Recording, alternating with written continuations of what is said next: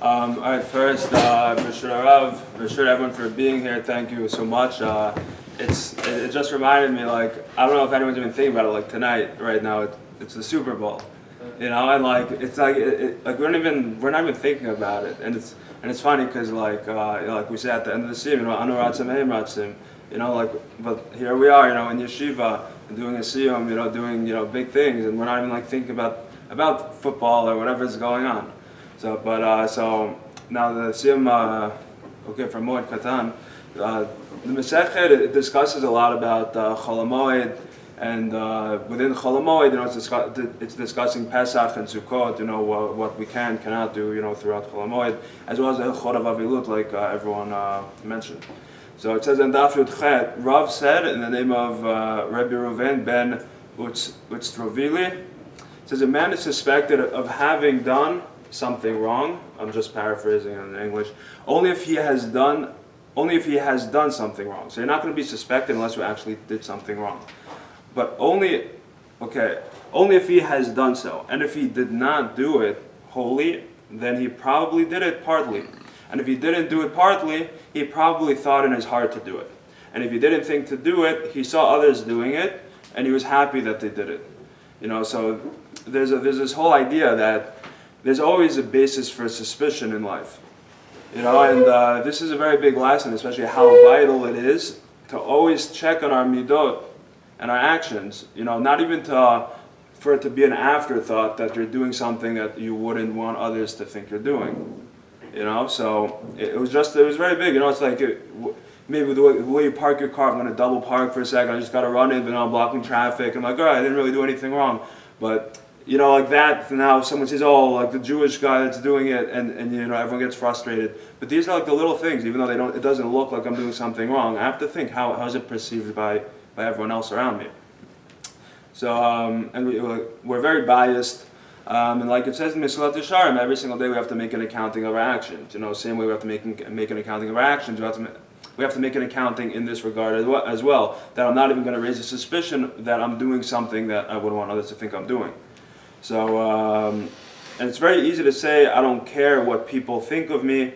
I just feel like that's not like a very Jewish concept, because at the end of the day we kind of have to care if we're representing Hashem, whether like it or not.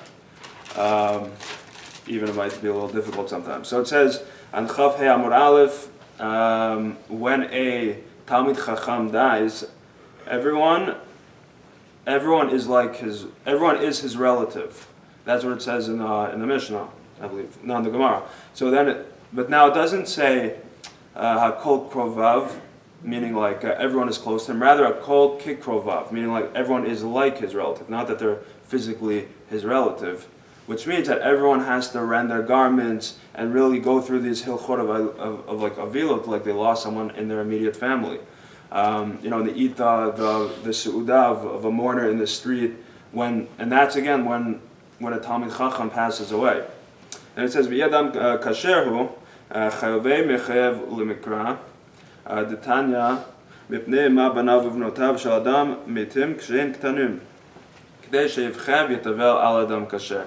So then it says, and now say there's a kosher person that passes away.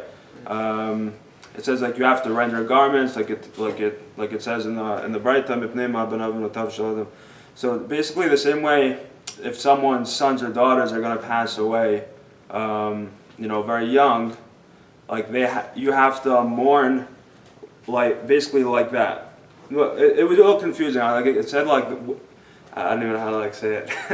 It said pretty much like if your sons and daughters pass away young, which is obviously a very big tragedy, it just mentions in the same context as like someone kosher dying. So there's a question asked: how does it make sense? Why should someone's children die young? So this guy will come to mourn for like this kosher guy in the future. Like the two doesn't add up; it's two separate events. So the whole thing is no. It says Ela mipnei shelo bocha v'tavel al adam kasher. So it's the fact that when someone very big and very I guess a big Talmid Chacham passed away, and it was a big loss to the world, and someone doesn't mourn this and doesn't realize how tragic of an event this is. That's when God forbid, maybe he's going to have problems with the health of his family in the future.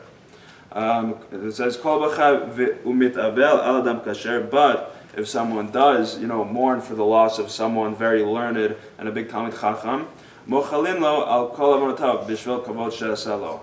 So it's like all his sins are forgiven because of the great loss that he recognized and he mourned for the loss of Talmid Chacham. And it's just very crazy. Like we work so hard for Rosh Hashanah and Yom Kippur. Like we do slichot. But now it just says, if you just mourn for the loss of a Talmid Chacham, like Hashem will forgive your averot. It just shows like that because of the kavod that you gave him, and the kavod that you gave him was really the kavod you're giving the Torah.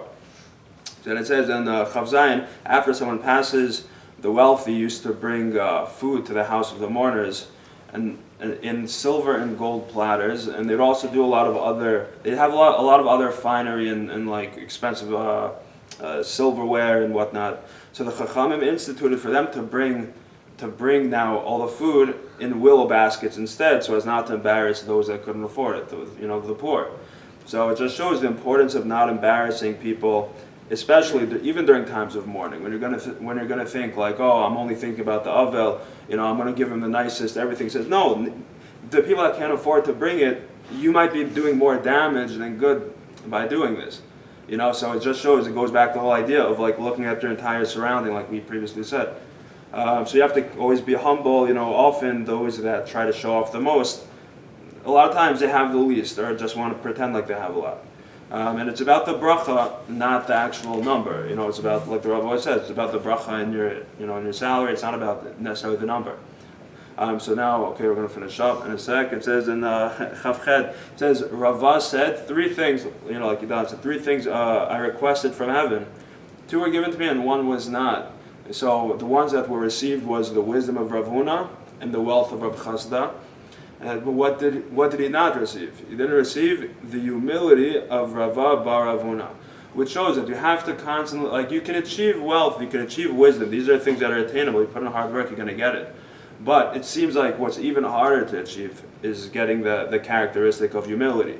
That takes the most work out of everything, and shows that it's a constant, it's a constant battle, constant struggle. And but eventually you keep working at it. Hashem can't just give it to you. That's on you, and then you can become enough. Okay, so now the Tanya Rabbi Meir Omer Tov Lechet El Bit Avel. So like we said, it's better to go to house for mourning than to like a party. You have to always know our time here is limited, like everyone already said. Every second's precious, and we should never waste a minute.